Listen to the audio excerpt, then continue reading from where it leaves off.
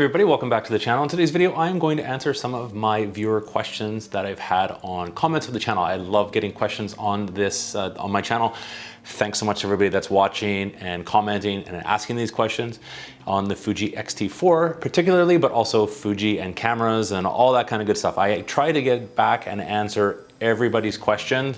I don't get to all of them because there is a lot, but I've tried to answer most of them that I know the answer to. If I don't know the answer, a lot of times other people that are watching and commenting on the video will leave a comment as well. So that is awesome. It really helps out the community that's following along. So thanks for watching. These are some of the questions I've had in the last month or so on the channel. I've answered these on the videos that they were left on, but I thought it would be good to do a video for people to see because they might have the same question and they don't always see the comments in a lot of these videos. So hopefully this answers and helps everybody out. If you have questions, as always, feel free, leave me a comment down below. You can leave a comment on this video or any of the other videos on my channel. Let's get into it. So I have a couple to start. I've got my iPad here. I'm gonna be looking down and reading this here. So we'll open this up. And the first couple questions actually come from members of the channel. So thanks so much to everybody that watches these videos, but especially to members that have joined the channel. I really appreciate the extra support that you give. So I've got a couple of channel members that have asked questions. First one comes from Christine, and she is a regular of the channel. Thanks, Christine, for following along, and thanks for being a member. She asked, she's a big traveler, so she's asked basically after a trip, when they start again, those are in brackets, should you clean your camera professionally? If you're out somewhere like at a beach, windy environment, sand, that kind of stuff. She gave an example, like say going down to a fishing trip down in Cabo in Mexico. So you don't necessarily have to clean your camera professionally. If you're using an X-T4, I have an X-T4, a lot of cameras now are all weather sealed, so they're pretty protected from different elements. If you have a camera that doesn't necessarily have weather sealing, you do want to be careful when you're out on the water. You should be careful anyways with electronics on the water. You don't want to obviously submerge it fully underneath or drop it off the boat, but a little splash on your camera isn't really going to affect it that much. Now obviously if you're on the ocean in the salt water, you don't want to leave, you might get some spray, that kind of stuff onto your camera. You don't want to leave that on your camera for a long period of time because obviously salt water can be corrosive. So what you will want to do is you can either pick up, or you might have, a lot of photographers already have these little cleaning kits. You can get these fairly inexpensively on Amazon. I did do a video on some gifts for photographers. It's on there. I will link to that below. There'll be lots of links down below of everything we're talking about.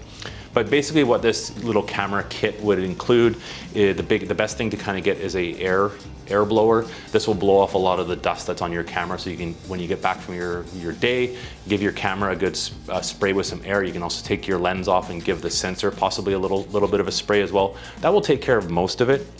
But these kits also do include some kind of like lens alcohol, very mild, but it'll clean. You can actually spray this on your lens to clean it off if there's any kind of marks that are not coming off with the blower. And there's some little microfiber cloths that are on it that you can give the spray on a little bit on the cloth, and then you can wipe down your lens. You can also give the cloth a little bit of a wet spray and wipe down your entire camera with that. So hopefully that answers your question, Christine. I appreciate it. Thanks for watching. Now the next one comes from Nadia, another member of the channel. Thanks, Nadia, for joining, and thanks for becoming a member.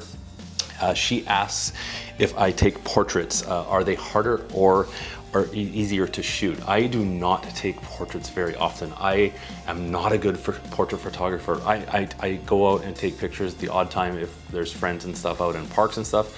I'll take like it's kind of like the cliche snapshot. It's something I have to probably work on, but I know there is some members of this channel that are following along. Paul especially does a lot of street photography. Paul's in the UK. He has some awesome portrait photography. So if you want, check out Paul. Paul, if you're watching, leave a comment and leave a link to your Instagram so people can check out your portraits. They are pretty good. I am not a portrait photographer. More of a landscape slash outside, like street photographer is my kind of forte, I guess, Nadia. But good questions. Something I need to practice. Next question comes from Alonzo, and he asked, this is a long one. Thanks for watching, Alonzo. I always appreciate your questions. He was asking, he uses the classic Chrome simulation, film simulation a lot on his camera, and he did ask, and I get this question a fair bit on my photos after posting them onto the channel, and he asked if I did any adjustments to the film simulation out of camera. So when I'm sharing photos on the channel, all of the photos that get shared are completely straight out of camera. So I don't do any, just to kind of keep things simpler for myself, number one, but also to share kind of how the standard look of the camera looks like to everybody that's watching. I'll just use the base simulation. I don't do any adjustments at all to any of the other settings, like for example, white balance, the chrome and blue chrome effects on the Fuji camera. I will get into a little bit of that. Sometimes if I'm doing a film recipe, they will obviously adjust those settings. That's when those would be adjusted. But if I'm just having a video shared and I'm sharing, say for example, classic chrome and some sample images, they are completely straight out of camera. There's no editing. I do edit them a little bit in Lightroom, but nothing to do with color or anything like that. I will sometimes crop the image just to make the crop work a little bit better, to zoom in on something like that. And I always have a habit of having my horizons crooked. I have the horizon turned on my camera, but it's just you lift your camera up quickly and it's not always perfectly straight. So I will definitely straighten the horizons, or like basically the street levels on my camera. But that's it. Nothing else is editing. That's one thing I do like about the Fuji camera, Alonso, is it gives out great pictures right out of camera, and it saves you a lot of time. You just don't have to tinker around and edit that kind of stuff. Great question. New question from a new viewer, actually, is Tanky Vulture Gaming on YouTube here. He asked, or she, I'm not sure, he was hoping that, asking about Fuji's firmware. So basically, maybe they will release a new firmware version 2 and improve the autofocus reliability. There's a lot of like kind of, you know, debate about Fuji's autofocus reliability on YouTube and all over the place. I don't have an issue with it. The type of photos that I take, I don't have an issue. There's obviously other manufacturers that have, I guess, better autofocus ability. I don't have an issue with the Fuji at all. It does what I need it to do, and I've been more than happy. I've had it for almost a year now, the X-T4, and I like it. But that being said, Fuji is pretty good at updating their camera firmware, so we may see an update in the next version of that does improve things. Fuji's always continually updating the firmware. They have quite regular updates. I share them on this channel, so we'll maybe see something. Good question on that though.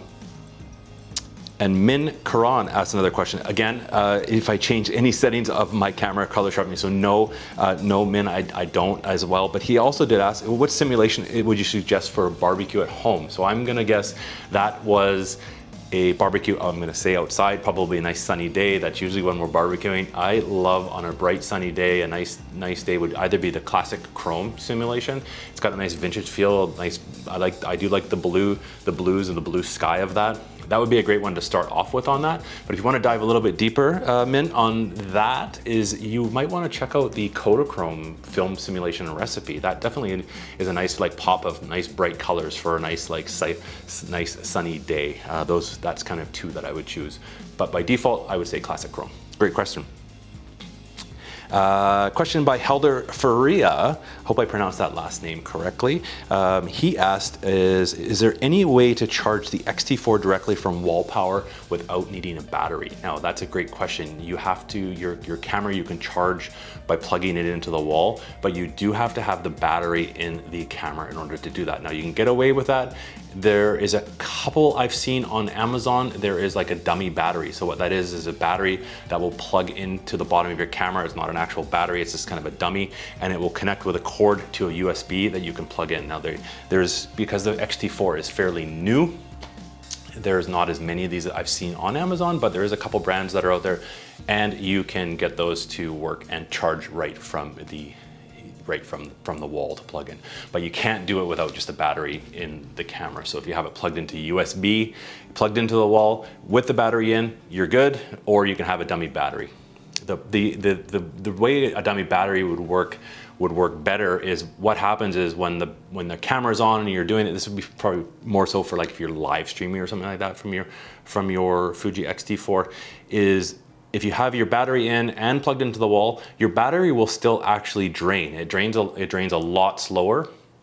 So that's where the dummy battery would come on if people are wondering why you would actually get a dummy battery.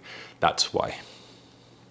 Paul M asked a question. Paul, another regular of the channel as well. Thanks for watching. He had a question about cropping, saying what image I like. Thanks for the feedback, Paul. I always appreciate your constructive feedback on my channel with some of my photos that I like to share. I've been sharing more and more, so it's kind of nice to get that feedback. But he did ask, what time of day exactly am I shooting? So this was in a particular video, but normally in all my videos, I am typically out in the morning. I go fairly early before I have to go to work. So I will get out usually 8 o'clock, maybe for an hour up until about 9. That's kind of the time. So it's morning time when I'm usually out. Sun's not always the best at that time, but in the winter time, it's actually kind of nice. On a sunny day, the sun is actually, because we're north in Canada here, the sun is actually quite low in the sky, so we actually get some nice shadows actually early in the morning, which is kind of nice. If it's a weekend, I obviously am out kind of whenever I can. Majority is morning before I go to work. That's when I like to go. Obviously, the best times to go, we all know, is kind of, you know, the golden hour. The sun is coming up. You want the golden hour, the sun going down to get the best colors. But it's not always feasible, and I prefer just to kind of get out and take pictures and get the best I can at the time. Then, you know, if you only go when the timing's perfect, you'll never have a chance to half the time to get out and actually do it. So I just prefer to get dressed in the morning, put on my coat, grab my camera, and go for a walk for an hour before I have to start work and see what happens. Sometimes you get some good pictures, sometimes they're just okay, you know, but that's okay. It's just fun to get out and take pictures. That's what I enjoy. Great question, Paul. And Jorge asked a question. He asked a question on my video sharing, because you can use your Fuji X-T4 as a webcam if you connect it with USB and download the Fuji X webcam software. And he was asking, the camera records in 4K, but he was asking if there's a way to get the 4K to work in the webcam app. And no, it records or broadcasts to your webcam. It's in 1080p. So not as good a quality, but I think it's more than enough quality for using your webcam as in a Zoom meeting, that kind of stuff. I use my Fuji for work actually on Zoom meetings, and if it's connected to USB to connect for the webcam, people still comment that it's a great video. If you use your Fuji at 1080 with the kit lens, even your video is going to look 100 times better than just a regular webcam that people have connected to the camera, and you will probably get people saying, how come your webcam looks so good? It happens all the time. So if you want to step it up your Zoom meetings, use your Fuji X-T4. Great question. If you want to get higher resolution, you're going to have to get a capture card connected to be able to connect to your computer.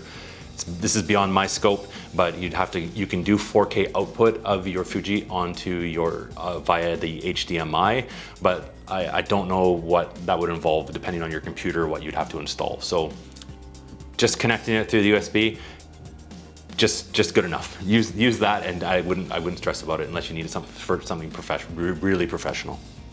But great question. Question from Jose asking, and I shared a few videos with the recipes on black and white. We did a bit of video and testing that out. So he was asking my preference in black and white was either the Acros simulation or the Leica monochrome film simulation recipe that I shared.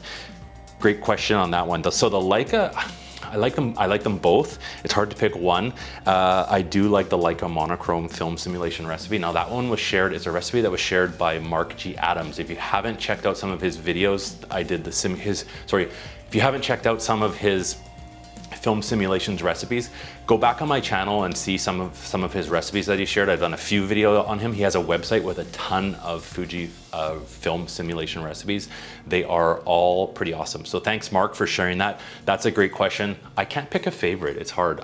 But I guess of the two, I would probably, for ease of use, I would say Acros. Use that because it's like set in the camera. It's the film simulation that's built in. You don't have to do any adjustments or anything like that. But if you want to tinker a little bit, the Leica monochrome film simulation was pretty good as well. So thanks for the question, Jose, and thanks for making that film simulation, Mark. I hope to see more of your film simulations. They're quite good.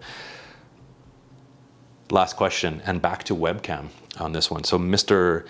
Marble, again, he was asking if you can charge your Fuji X-T4 with a power bank while recording your video, and yes, you can. So same as like back with the dummy battery, you can actually charge your camera. You don't have to plug it into USB on the wall. You can plug it into a battery pack and extend the life of your battery of your Fuji X-T4. This also works for the Fuji X-T3. Basically anything that has USB charging will be able to charge from the battery pack. Great question though. A lot of times I will, when I'm out and about, if I'm out for the day, if you haven't picked up like an extra battery or something like that, you might have a battery pack sticking around. Take that with you, and when you're not using your camera, just plug it in the USB to keep the battery charged up. So what I'll do is if I'm out like on a hike or something like that, I will have the battery pack in my backpack and I'll just plug it into the camera when it's sitting in my backpack. So when I need my camera, it's always going to be fully charged and I don't have to worry about carrying extra batteries. And you can also charge like your cell phone and that kind of stuff if you need to charge it up from that battery pack without carrying a ton of stuff around. But that was a great question. So thanks everybody. This is a bit longer video. Hopefully you enjoyed, a little bit style, a little bit more talking. I hope you liked it. I hope I answered your questions. I again really appreciate your questions. So thanks for asking them. If you have more Fuji X-T4 questions, let me know. Let me know in this video. I will put them together. I'll try to answer them in the comments, but I will also put them towards putting and getting another video like this put together as well. If you like this style of video, let me know. It lets me know that you enjoy it. I'll make more. Let me know with the thumbs up or let me know in the comments below. Always appreciated. If you aren't subscribed, you know the deal. Hit the subscribe button, but also hit the bell notification. You'll get notified of new videos. That was a long one, but thanks for watching everybody. Now, hopefully I can get out. It snowed the other day. I'm hoping to get outside and take some pictures, but it's been kind of lousy weather again, so I've been staying home. Thanks for watching everybody. Have a great day. We'll see you in the next video.